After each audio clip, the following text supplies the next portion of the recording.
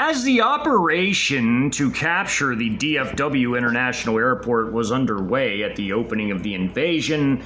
as the 3 armored battalions involved in the assault on the international airport would effectively act as one were to crack a walnut, proverbially speaking, as the Americans were now turning the DFW International Airport into a forward operating base and major logistical hub for their local defending forces, as again, because of the troubles with the economy and the airports having to survive on generous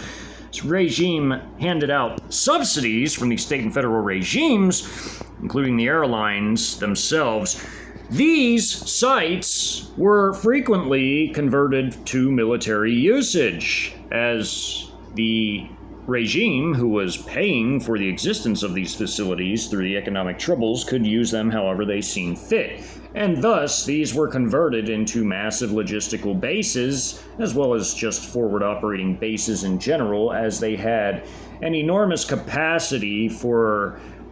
effectively garrisoning a large number of forces, as well as the facilities to accommodate enormous logistical resupply operations by air and even by land, as well as also troop rotations if and whenever needed. The PLA invaders also had seen the same exact qualities in these facilities and thus had went after them with a vengeance, as they had committed large forces and enormous planning to the capture of key infrastructure, which included transportation infrastructure just as much as energy or sanitation or other infrastructure or energy infrastructure was concerned. The transportation infrastructure, especially airports, were seen as absolutely vital to the future occupation and colonization of the land, and thus they were gone after vigorously by the PLA invasion forces. And as the invasion was even being planned and the local forces planned their own aspects of the invasion that would be approved by higher command over the South Central Invasion Sector, the local forces of the 59th PLA Group Army, which consisted of the 35th Armored Brigade and its 3 committed battalions, would each send in 60 main battle tanks to the east, to the west, and to the north, because they had to leave their 4th tank companies of each battalion to effectively provide security to their anti-tank company within their own battalion, which operated the very potent and long-range AFT-10 ATGM systems, which they had an outstanding range and punch, as they could fire 8 of these very potent and long-range missiles, but their disadvantage lay in their close-in fighting, as the newer and even more advanced QN-506 systems that proliferated through the active duty ranks in the armored forces, and now were beginning to equip some of the PLA's reserve forces as these newer and more higher-tech weapons proliferated. The reserve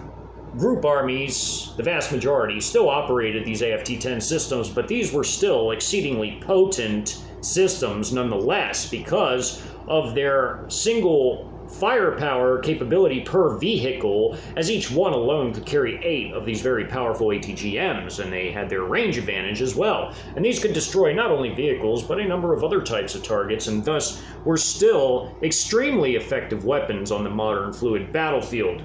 As each of the 3 battalions would utilize their anti-tank companies, as each battalion of the armored battalions had 1 anti-tank company, their headquarters and support company for their command and logistical elements of each battalion. They had their 2 armored infantry companies per battalion, and their 4 tank companies, which made up the core of each of these armored battalions, as these Type 96B main battle tanks were among the very best in the world, although the Chinese Type 99A was even a step up from these incredible main battle tanks, and quite possibly was the most advanced main battle tank in the world due to its specifications. As the international airport would be struck by a wide variety of weapons, it would not at all be uncommon for many of the targeted defending forces to be hit by multiple systems, whether this was armored-based ammunition, whether it was air power-based, as the PLAAF would participate in airstrikes, although making sure to avoid the runway infrastructure and the buildings themselves. They would pummel some of the dug-in defending forces with precision munitions or free-fall munitions where it was possible to conduct a dive attack without doing any damage to the runway infrastructure or the buildings themselves. And also, of course, the widely available loitering munitions that could be fired in massive numbers at a single time at the battalion level of each battalion of combat forces in the PLA, as the Armored Battalion's headquarters and support company possessed a combat drone section that operated the TEL-based system with its 48-tubed CH-901As, which can be fired 48 at a time and can be equipped with 3 types of munitions, whether it was fragmentation, HE, or heat. The heat being, of course, the best for the most armored targets and heavily fortified targets, but the HE was a compromise between the fragmentation abilities of the fragmentation round and the armor-piercing capabilities of the heat round. It was a middle ground type of munition which could destroy light armored vehicles and also do massive damage to surrounding dismounted infantry type forces and even some light bunker targets as well. As the HJ-10 ATGMs would also wreak havoc on the battlefield, as these too were a very powerful weapon. All of these combined weapons with artillery, as even the Group Army's actual artillery brigade, consisting of its 2 PLL 66 152mm howitzer battalions, its 2 PLL 01 155mm battalions, its single battalion of 300mm rockets based on the PHL-03 system, which were the longest range, most destructive of the artillery forces present, and the 2 battalions of the Type 83 multiple launch rocket systems. These 2 battalions contributing to the destruction of bivouac sites that would force the headquarters and elements, companies within the 949th Brigade Support Battalion to flee into the southwest of Fort Worth into the arms of the 59th Special Operations Battalion, as they would be guided in through ISR and the real-time battlefield AI data processing system to intercept, surround, and, if possible, capture the leadership alive, but destroy the rest in combat. As the International Airport battle was going on, some of the artillery forces, some of the batteries within these battalions, as this grouping from the 19th consisted, this was its headquarters battalion, consisted of its PHL-03 long-range 300mm rocket battalion, which was the most destructive of the artillery forces. It consisted of 1 of the 2 PLL-66 battalions and 1 of the 2 PLL-01 battalions, which again were 152 and 155mm. These PLL-66s had been produced for a relatively long amount of time and were widely available, and still many yet still were in storage. These could be used and refurbished to equip brand new brigades should the PLA see the need to. Also, widely proliferating was the PLL-01 155mm system, which also was now available in humongous numbers. And, of course, the PLA had an enormous amount of rocket artillery systems at its disposal. Although the PHL-03 was not the most advanced of their rocket systems in the 300mm and up category, it was still a very capable and potent weapon for delivering mass destruction, as were the 122mm Type 83 systems, although there was also the PHL-11, which was a more updated version of this system, also effective in some forces. As the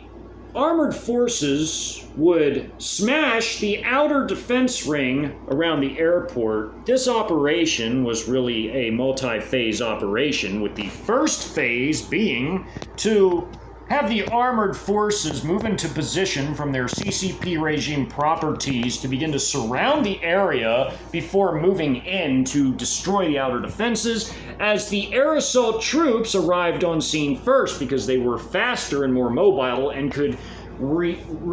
basically move in and arrive at the area before the armor could. And thus, they were able to bring in their first 2 companies, 1 per battalion, and land them in the Bear Creek golf course in the southwest of the International Airport grounds after their combat aviation companies had cleared the area, as well as the loitering munitions, again, which were fired from the actual armored battalions moving in from the 35th Armored Brigade. Their SHORAD battalion would sit back and continue to provide short-range air defense, although there were no air threats to the PLA forces. They just did this as standard operating procedure, as the artillery battalion, with its 56 155mm PLZ-05 howitzers, fired strikes on various targets around the airport grounds, although cautious not to hit any of the critical infrastructure. As it would take time, even though this operation was exceedingly rapid and a very high-speed operation, it would still take time to clear all of the buildings on the premises, which would be the job of the armored infantry troops, as they would effectively move in and spread out among the airport roads and begin to clear all of its buildings and infrastructure.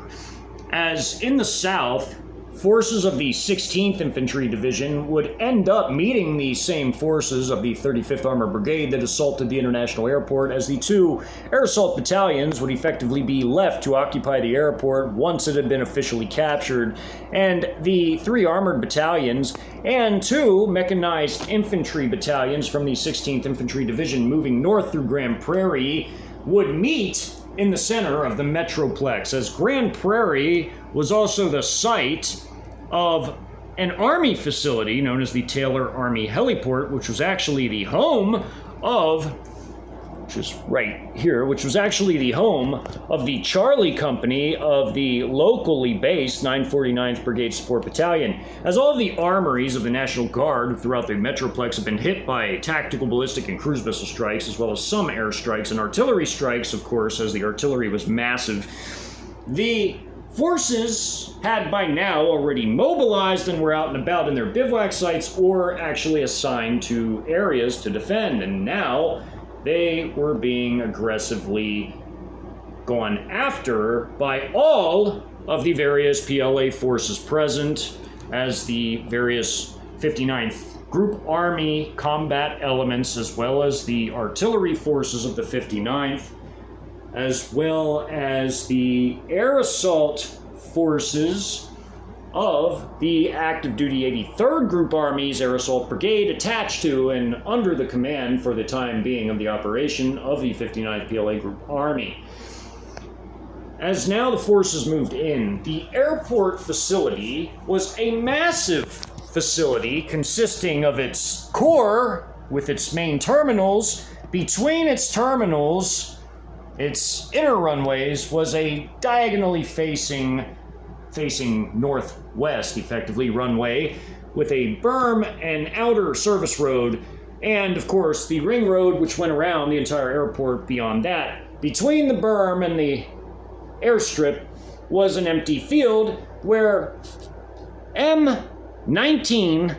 anti-tank mines were beginning to be placed. They had been sanctioned for use by the 156th Brigade Engineering Battalion, which was a combat engineer battalion. They also were beginning to construct fortifications. Again, this was being turned into a forward operating base and major logistical center because the American regime could do what they pleased with it due to subsidizing it due to the economic woes. This would be an observation post, this fortification. It was an earthen berm with plywood and sandbags on top for an observation post, and beneath it would be a machine gun emplacement for an M250 Cal to guard the minefield. Therefore, if anyone tried to get into the minefield or vehicles tried to smash their way in, again, the Americans, it needs to be understood at all times, did not know what could happen to them. They did not know if it would be a small-scale attack. They didn't know where an attack could come. They didn't know if it would be proxy-based. They didn't know if it would be limited airstrikes or missile strikes. They just didn't know. They had no clue that a fourth-generation warfare doctrine invasion was coming to their land,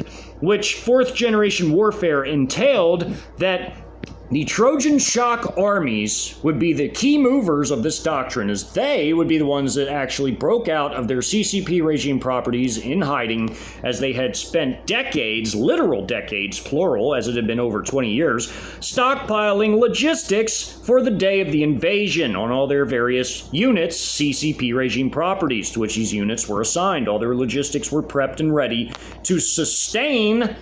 a rapid, massive, full-scale invasion of the nation. Everything from farms and ranches to solar and wind farms to abandoned and old factories that had been purchased to warehouse facilities and more were CCP regime properties wherein these units were able to hide and camouflage all their equipment and weapons and logistics for years. And the dangerous aspect of fourth-generation warfare was because these properties were strategically purchased and wherever, whenever possible. Some had been purchased dangerously close to their main objectives, as in some cases right abutting them. But for the most part,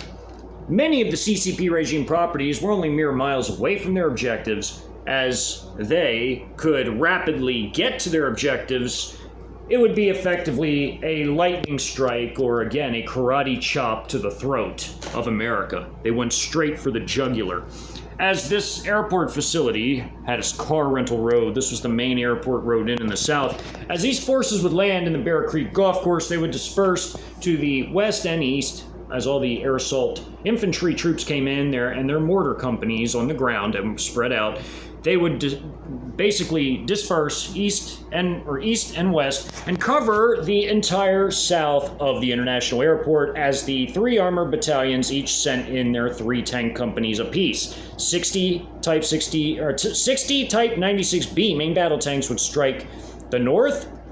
They would strike from the east, moving west, and they would strike also from the west, moving east. And the air assault troops would hold the south, and also prevent any possibility of reinforcements from any of the scattered companies of the 3rd of the 144th who were defending various key sites located in Irving, Texas. And as a result of this, these forces would be completely cut off. The 3rd of the 133rd, which was the brigade artillery forces of the 56th Infantry Brigade Combat Team, and their Combat Engineer Battalion, which was, again, the 156th Brigade Engineering Battalion. They would be trapped in the international airport and forced to do battle or surrender. As this was the core of the main airport's facilities, with, again, between this area, the runways, and the outermost diagonal runway, were all the hangars and maintenance facilities for the airport, all of which would have to be diligently cleared by the armored infantry companies of each of the attacking battalions. As again, each battalion had to hold back one of their 4 tank companies to provide security for their anti-tank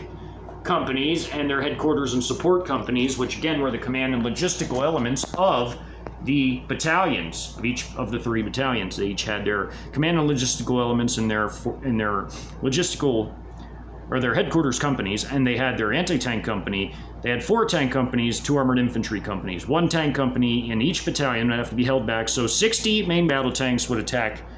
moving in this direction, moving to the west. 60 more would attack moving east, and another 60 moving south. Also attacking with them would be the armored infantry companies, as again, each battalion had 2. Effectively, it would be 5 companies attacking on each side, except for in the south, wherein the air assault infantry were poised to cut off the southern entry or exit to the international airport grounds. As the combat engineer forces of the Americans, in addition to their artillery, would be terribly trapped in this death trap, as PLAAF airstrikes from a pair of the potent JH-7s, as they were potent, that carried nearly 20,000 pounds of air-to-ground munitions, which was massive for a strike aircraft, as well as also a pair of J-11 fighters that each had 4,000 pound munitions, 4,000 pounds of munitions, 1,000 pound each, as these were laser-guided precision munitions, as well as did a pair of the J-10 fighters, although most of the J-10 Squadron in the battle space and most of the J-11 Squadron were primarily armed with air-to-air munitions on their first sorties, although on their second sorties they would return nearly fully laden with air-to-ground munitions, as there would be no USAF by the time they would return to base and come back. As by 5:30 a.m., again, as mentioned in previous installations of this series, the USAF had effectively been totally, thoroughly, and completely neutralized by 5:30 a.m., most of which on the ground, very few of it in the air, also naval air forces and marine-based air assets, all of which destroyed by 5:30 a.m. Every last vestige, that is. As now, these aircraft would be flying over the airport coming in from the east, moving west. They would strike targets that were outside of the actual runway infrastructure and were cautious not to hit or do any damage to these runways, as the edges of the runways in some instances might become frayed due to the proximity of the strikes. It would be effectively minimal damage that could easily be repaired, as it was the direct strikes on the airstrips that the PLA forces were most concerned with, and the PLAAF by proxy. As there would be an overzealous artillery battery captain of one of the 35th Armored Brigade's artillery battalions comprising companies who would sanction 2 artillery strikes on the actual runway to hit these forces, even though the real-time AI battlefield data processing system had advised against it. He would override it and command his forces to hit it anyway, and he would be called to the carpet and severely reprimanded for it and threatened to effectively lose his commission should he make any more mistakes. As things like this sometimes happen in warfare, it was not uncommon for commanders to step out of bounds at times and receive reprimands or punishment for it. And in the north, cruise missile strikes would effectively occur against the company of combat engineers holding and defending the northern approaches into the International Airport grounds. As effectively, on the east side of the International Airport grounds, there was one combat engineer company. There was one artillery battery, which effectively is a company-sized unit of the 1st of the 133rd. This was, again, a combat engineer company of the larger 156th Brigade Engineering Battalion. This was another company of the 156th Brigade Engineering Battalion. This was yet another company of the 156th Brigade Engineering Battalion and paramilitary forces, as there were 500 paramilitary alphabet SWAT-like paramilitary American forces throughout the International Airport, as some of them were common security elements that policed the airport grounds anyhow, and others had been sent in to bolster security. Again, they were effectively like filler units that added to the manpower of the defenses of holding the International Airport. They effectively augmented somewhat the military forces. As the 4th and final combat company of the combat engineers would be trying to flee, as their position was just a bit to the south of the eastern side of the International Airport. They were holding a section to the south of this. They would see the armored forces moving in, causing them to retreat to the south, where an airstrike from one of the aircraft would effectively come in and drop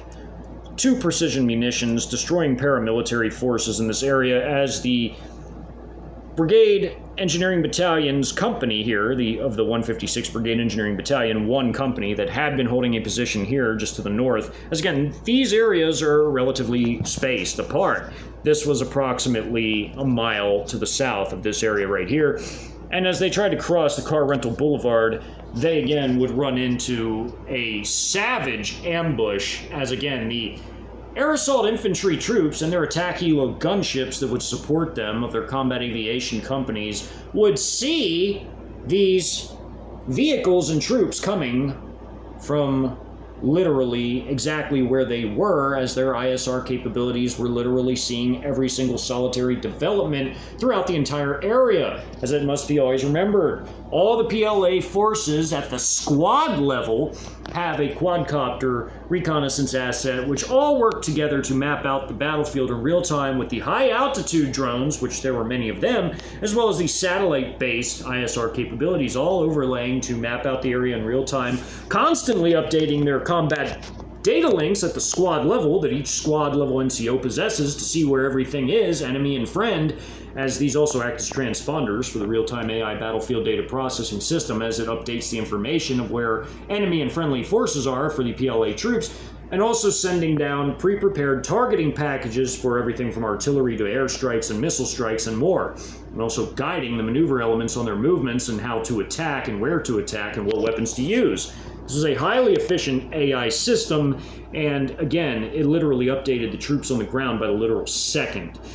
As the Americans, there was nowhere to run and nowhere to hide for them in terms of when they were outdoors in their units. They had been seen moving into the area, and thus the ambush and trap had been set. The gunships were involved, and all these forces, although they were desperately hurling themselves at this skirmish line of infantry forces, would be brutally annihilated by the combination of loitering munitions, helo gunships, and ATGM and light armor weapon fire from Type 69 systems. As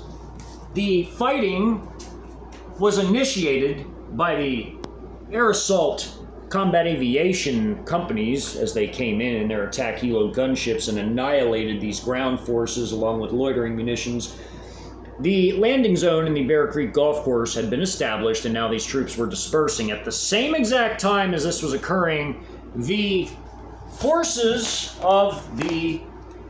air power were coming in and conducting their airstrikes on the eastern defenses, on the east-facing defenses,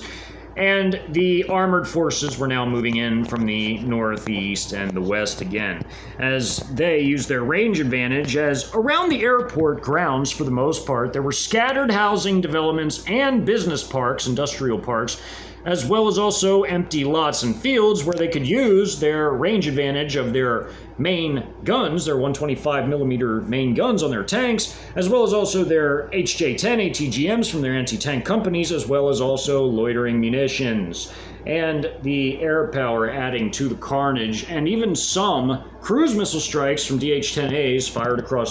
from across the border in Mexico from the bolstered in strength 612th and 613th Strategic Missile Forces Brigade would hit various targets in the open fields that were attempting to be fortified as outer defenses by the combat engineers and artillery troops of the 56th Infantry Brigade Combat Team, their 156th Brigade Engineering Battalion and their 3rd of the 133rd Artillery Battalion. As artillery would also strike and leave massive craters in the area, these forces would be annihilated and barely be able to even respond. As again in the south, it would soon be time for the forces of the 16th ID, who were fighting in this area, along with their fire support company within each mechanized infantry battalion, as they typically had 2 firing platoons of the potent but short range but very easy to reload and fire Type 63 multiple launch rocket systems that were 130mm weapons with a short range of 5 miles, but definitely adequate for mechanized infantry fire support, as well as also their dual-purpose assault gun/mortars, their PLL-05 120mm weapons.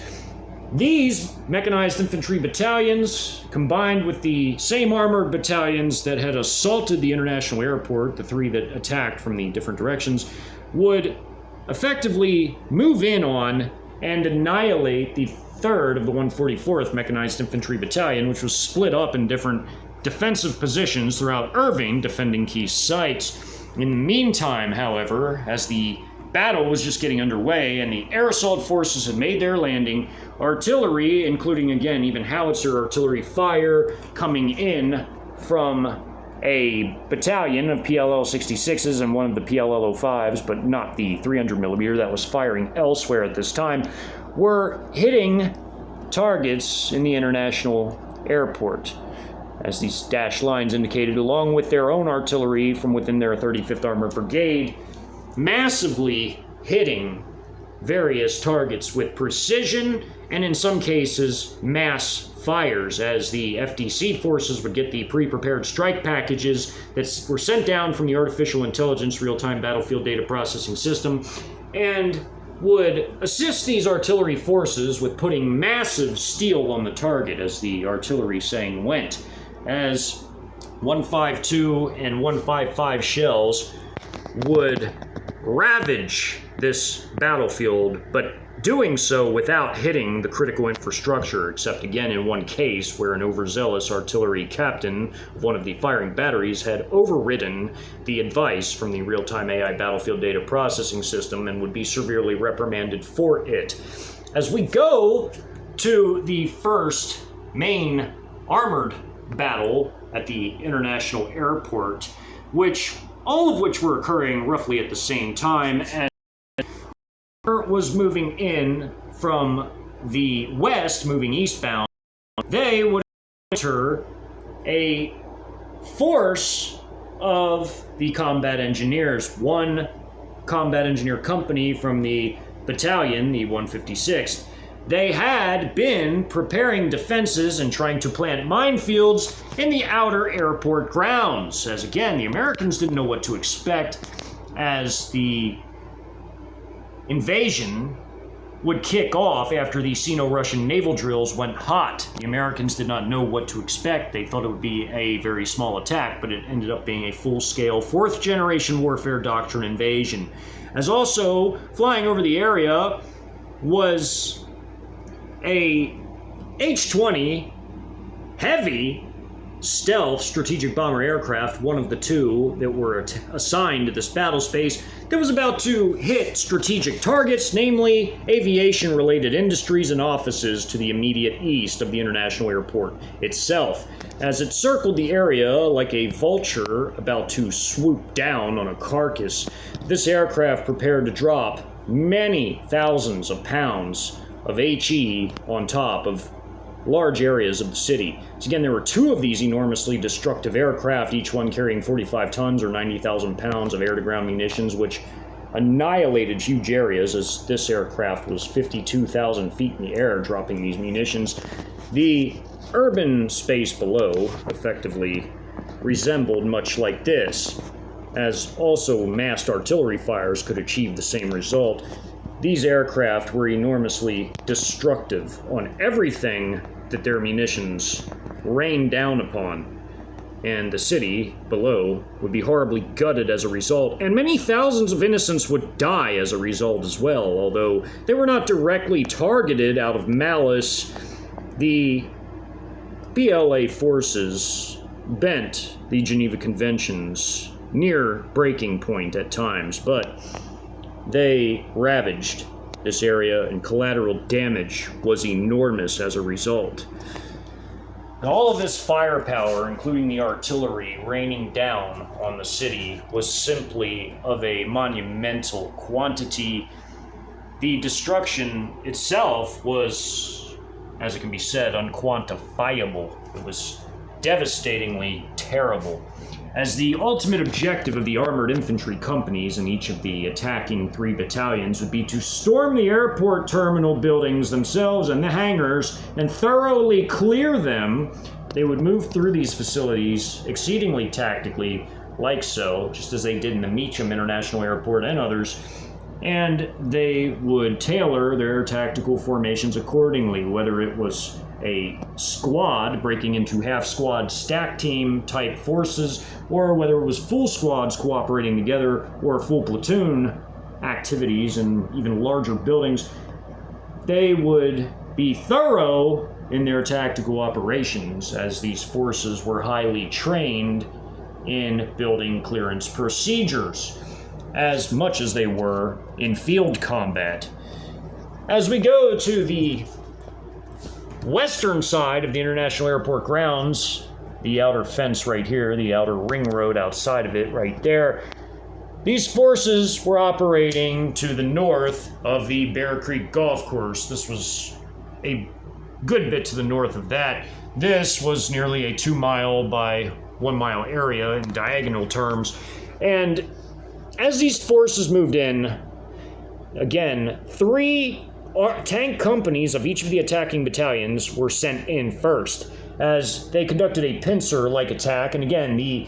intelligence reports that were gathered from the cyber warfare arm and analyzed by the artificial intelligence, as well as also human analysts, had determined where the minefields were. The real-time AI battlefield data processing system, as it always guided the forces on their movements, advised these forces to swing around in this direction to avoid these minefields of anti-tank mines, which were the M19 anti-tank mines. These had been laid by these combat engineer troops, as there were some of the dismounted squads that were dismounted from their vehicles that their squads were paired to, but the vehicles still maintained drivers and gunners and were operating in this area. But massed artillery fire was now coming in. Fire at will firing missions were being given, where repeated shells could be fired on the same area, as in the howitzer could keep its howitzer oriented on the same coordinates and fire repeated shell strikes at that same area, including the observation post / machine gun bunker position that was just built by these very combat engineers of this company. It was hit multiple times by multiple shells, 152 and 155. As these forces were out in the area, and again, before the invasion kicked off, they were planning on laying more mines, as mines had been sanctioned for the defense of this FOB that was to become a FOB for the American defending forces. They were now caught in a savage attack, as this was the H-20 high-altitude heavy strategic bomber going for its targets, circling the airport itself to hit everything to the east of it. These tank forces did their pincer attack, as again, there were paramilitary forces on this airport, 500 total, but they were spread out as they were like filler units for the military forces that were here. They were there to assist them in the defense of this facility. They too had been hit heavily by artillery, as they had set up fighting positions on the berm that surrounded the airfield itself. They also had their MRAPs and were issued their cruiser weapons, which included even M250 cals given to these paramilitary forces, but they were destroyed by artillery fire, and as the loitering munitions coming in massive quantities joined the battle, loitering munitions began to strike vehicles at the same time as the tank shells did as well, firing heat shells primarily and Frag T shells at the various different targets. Frag T typically at the dismounted targets, and the heat shells, standard ammunition for vehicle attacks against the American armored vehicles, whether it was their lightly armored and weakly protected M113 APCs, or whether it was the Bradley, which had better armor but was still easily destroyed by tank shells, or whether it was the M1150 armored engineering vehicles. These were outright annihilated as these tanks were firing on the move. They did attempt to fire a TOW ATGM from one of their Bradleys in this particular platoon of vehicles here. The ATGM hit the ERA armor on this main battle tank, or the explosive reactive armor, and basically didn't destroy the tank, really. It effectively warded off this missile strike, and the tank fired a shell back as it was moving. As another TOW had been fired, it had missed its target entirely and crashed into the dirt and exploded. These tanks were continuing to move and shoot, and as they did so, they again would pause briefly and basically hone in on targets and fire, and then move up further and do the same thing. They also use their range advantage to fire over the berm at targets when the real-time AI battlefield data processing system advised them to, but mostly they were fixated on the targets that were immediately in the field in front of them. As the Bear Creek flowed through the International Airport grounds here and into the golf course area, the vehicles easily crossed this small creek and basically moved in for the literal and proverbial kill. As they began to use their crew-serve heavy machine guns that were turret-based on the tops of the tanks, they used their coax machine guns, which were next to the main guns, of course, and they used their main guns savagely on all the dismounted infantry, as well as the vehicles. All the infantry tried to drop in the prone position for better protection. They were basically annihilated by all this firepower, and the loitering munitions, which were equipped with the HE rounds that were fired from their battalion's headquarters and support company, which was the command and logistical forces, which also had their combat drone section within it. As these loitering munitions came in and hit these individual troops of this squad, this bunker with troops in it had been outright annihilated by artillery fire. Loitering munitions and tank shells annihilated these troops as they came around. They were also firing on the move at these forces as artillery also came in. HE tank rounds were fired, as well as also frag Ts. And the artillery shells, so 125 millimeter shells, which were already quite destructive, followed up by 155 and 152 shells, outright annihilated these paramilitary troops, allowing them to cross the berm and stop just before the massive hangar facilities, as they would wait for the armored infantry to move in behind them after their pincer operation had succeeded. As just again to the north of this area, the other tank company, the third of three, as again the fourth tank company was back, effectively acting as rear security for their anti-tank company, which again had difficulties at close range combat, but was outstanding and massively destructive with their range advantage. Also, their headquarters and support company needed to be defended, so the 4th Tank Company of each of the 3 battalions sat back with their headquarters and support company and defended their anti-tank company, as their other 5 companies, 3 tank and 2 armored infantry, attacked the international airport grounds, effectively cracking the outer shell of the proverbial walnut, as this was the 3rd platoon moving in of this center company. Again, there was a 3rd company pincering this direction off map between this area and this area. This company would cross the berm, but then pause before the massive hangars, again, because they would do a brief logistical resupply before their final push against the main airport facilities. The same would occur in the north, and the same would occur to the east. As in the south, again, the now brought in companies of the air assault infantry forces brought into the LZ at the golf course will be covering the entire southern approaches to the international airport, preventing any escape for the forces there and preventing any reinforcements from anyone to the south, if they even knew what was going on due to the tandem anti-SAT cyber strikes and electronic warfare jamming of redundant communications, including radio. Artillery hit this portable building, which was set up for logistics along the service road beside the runways. The artillery was sanctioned for use right here, and they destroyed all these headquarters platoon vehicles of the Combat Engineer Company. They also destroyed their tents and their logistical portable building for their unit's logistics. There were troops taking up fighting positions on the berms. They too were hit by tank shells, loitering munitions, ATGMs from HJ-10 strikes, as were all this with artillery as well. As the combat medics in a armored ambulance, which was seen by the ISR, was allowed to come out and was not attacked by the armor as it was moving up now, and now was not being fired at because they had effectively wiped all these forces out. The KIA rate in these battles was exceedingly high, higher than ever before, because everything that was seen was enormously targeted by multiple systems in many cases, and the kill rate was phenomenally high, and the mortally wounded as well. But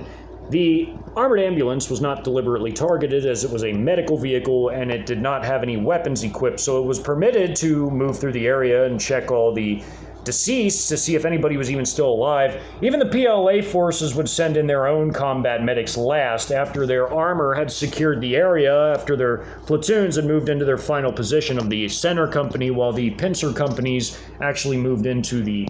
runway areas as these forces swept the middle of this company of combat engineers. It was a pincer attack around them. It was a pincer and sweep attack, effectively, where these 3 tank companies, 2 on the outside did the pincer, and the 1 in the middle swept up the area. They cleaned up the area of the American defenders. As they secured the area in the center, including this platoon moving in from just off the map, they basically allowed the American medical staff, which were now POWs essentially, as they basically would be taken, but they allowed them, and even their own combat medics coming in to check the Americans to see if there were any survivors to take POW and give treatment to. They allowed them to check the area with them before taking them into custody. And most of these forces, again, were deceased, and the medical staff were not targeted and were not KIA'd, but were taken POW. Everybody else was essentially annihilated by the massive strikes of all the various weapon systems coming in at the same exact time. As this combat was, again, hellaciously devastating, mortally devastating, all this firepower wreaked havoc on the defending forces. The medics rarely found survivors after a major attack like this, but it was not impossible, but it was exceedingly rare to find survivors. As it stood currently, the western side, its outer perimeter defenses, had by now been completely wiped out by the armored assault, combined with artillery strikes, combined with loitering munition and anti-tank guided missile strikes, and of course there would be air and cruise missile strikes on the other sides of the outer defense perimeter, as this image depicts the fighting on the western side of the international airport, while this is on the eastern side, as the air power came in from that direction and began to slam American dug-in forces with their air-to-ground munitions, like this pair of JH-7s, as two pairs of the JH-7 squadron from that squadron attacked in this attack, along with one pair of J-11s and one pair of the J-10 fighters that had 4 laser-guided 1,000-pound munitions each. As at the exact time that the fighting on the west was going on the outer perimeter, the fighting in the east and the fighting in the north was going on at exactly the same time, which will be covered in the upcoming installations of this series covering 4th generation warfare doctrines through the scope of a Sino-Russian coalition invasion. As the series continues, the fighting on the eastern side and northern side, which again were going on concurrently to the fighting on the west, will be covered.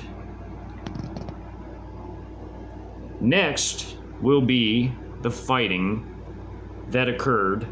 on the northern side of the international airport